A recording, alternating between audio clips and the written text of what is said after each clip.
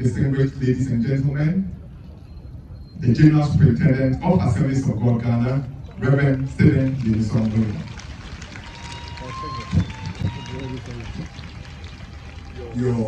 Your Excellency, the President of Ghana, John Dramani Mahama,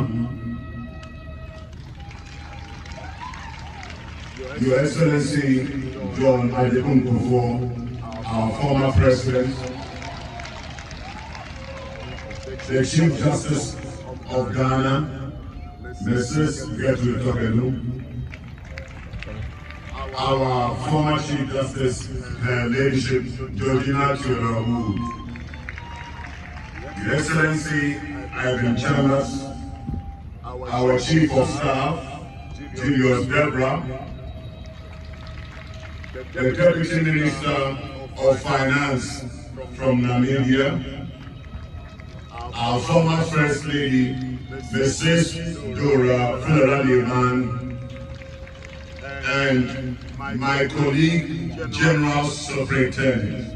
We are 15 of them from different countries gathered here today. Precious in the sight of the Lord is the death of his saints. O Lord, truly I am your servant. I am your servant, the son of your maidservant. You have loosed my bones. I will offer to you the sacrifice of thanksgiving, and will call upon the name of the Lord. Psalm 116, 15 to 17. As the son of this precious woman, the only surviving son, I cannot pretend that I'm the strongest man at this moment. I have suffered immense pain by her loss. My mother, beyond the cliché, was one of a kind, and I write from the perspective of someone who was carefully nurtured and deliberately fostered by the hand of a godly woman. If, like Mary, she knew and treasured a secret about me in her heart, I will never know. Discipline. I am the only surviving child of a woman who has survived 4 life-threatening surgeries and lost 3 other children. I did not have it easy. My mother decided to be a full-time mother just to give her undivided attention to me. Mom was a disciplinarian and a choleric in temperament. You can imagine. She believed that if she spared the rod, she would spoil the child. Therefore, I'm a product of the king. I found her upbringing so harsh that I sometimes doubted if I was truly her only child. At the same time, she made me a very happy boy. Grooming. My mother did not have much, but she believed in quality over quantity. I remember vividly how she would invest in my Christmas clothing, ensuring it was durable and sometimes even expensive. My mother believed in quality so much that if it meant saving up some money or putting away money for a long time to buy something durable, she would. She made sure that I was one of the best and sharply dressed kids around. Education. Mom has such godly values and high social etiquette that she even bought and took me through courtesy for boys and girls, an old book on etiquette. She was full of counsel. She will find wisdom or draw a lesson from happenings around me and share very good counsel. Nna, as I personally call her, will seize every opportunity to teach me a lesson about life and advise me. Nna taught me how to read. She was very particular about my academic life and enforced excellence in reading. She was very temperamental and never spared me when I made a mistake. I had no choice but to learn and learn well. Nna had married very young, at the age of 18. She had very high standards and expectations of her own self. I remember how she would wash her clothing over and over before racing to finally hang them to dry. Unfortunately, sometimes this attitude led to her losing some of her clothing, which were worn out because they had been replaced. Mama taught me to wash by age 6, and by age 12, I was cooking already. She taught me to prepare Banku by myself. I remember one time when she went away for almost 2 weeks and left me alone at home with my dad to cater to ourselves alone. We lived on Banku, and then Mrs. Liman prepared palm soup and brought it to my dad and I. And ignorantly, I couldn't preserve it, and the palm soup went bad.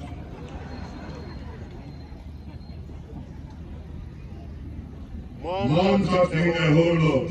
She infused so much wisdom into me that I became, looked, and sounded more mature than I truly was. People around me always assumed I was much older. She's responsible for this. I remember one time when my father, who worked at the Mahama refinery, was really mad at her. Mom had put me in the now-defunct lorry and directed me to find a clinic in Temacum all by myself. I was 11 years old and was actually sick.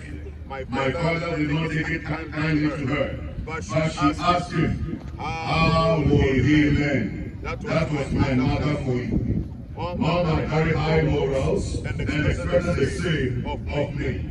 I remember how she never left anything to chance. One day in the early 90s, a lady friend came over to visit. I was about to turn 19 years. Mom had to leave us and go out, and I could sense her uneasiness.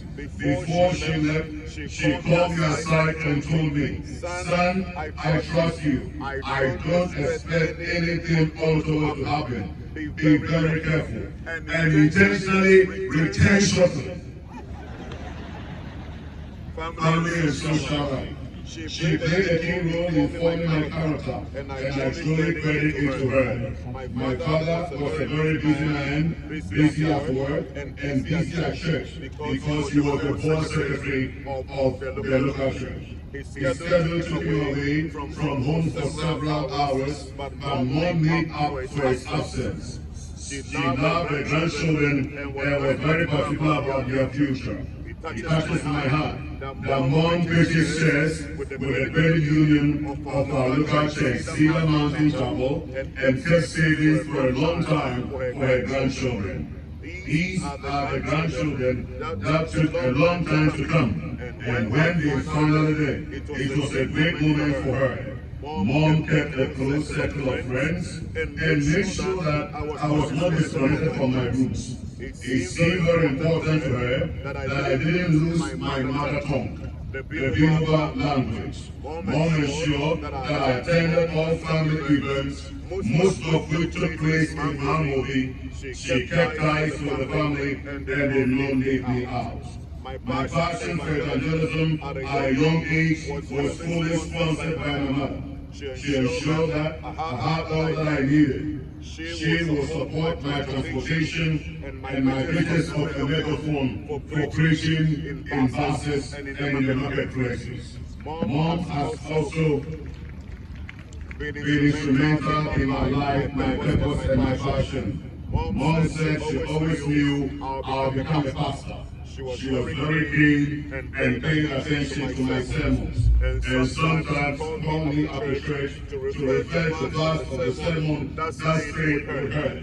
She will always give me feedback about my sermons. She was consistent in this. Concerning my position and how the Lord orchestrated my becoming general superintendent. Although she was very happy, she said she was not surprised at all. Her struggle was not in vain. When I think about it, it seems Her only assignment in life was to raise me, and that was it.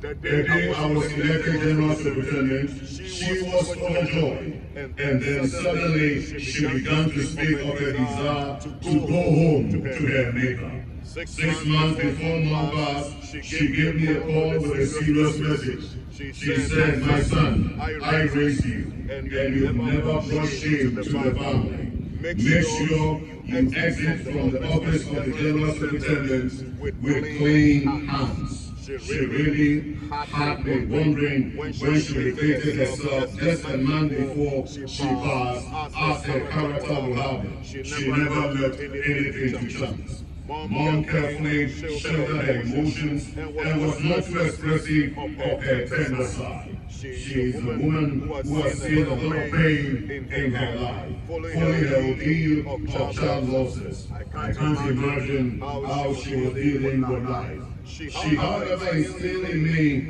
a sense of humanity, proper behavior, and emotional intelligence, and these have opened doors for me everywhere. She paid the price for me to become what I am today. She must have a vision and kept secret in her heart what I am today. Her life has taught me that it is very important that we find our purpose in life. No matter how hard it gets, we must fight our battles and keep our hope in God.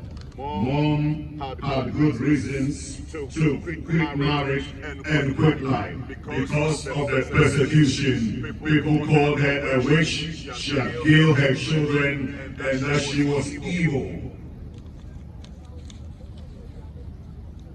Your test may be producing a testimony that will not only affect you. So let's take lessons from her life.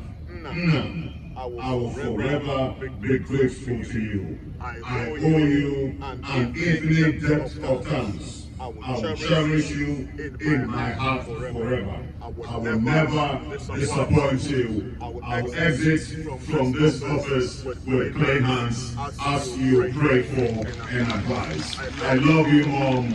Live forever. Bye.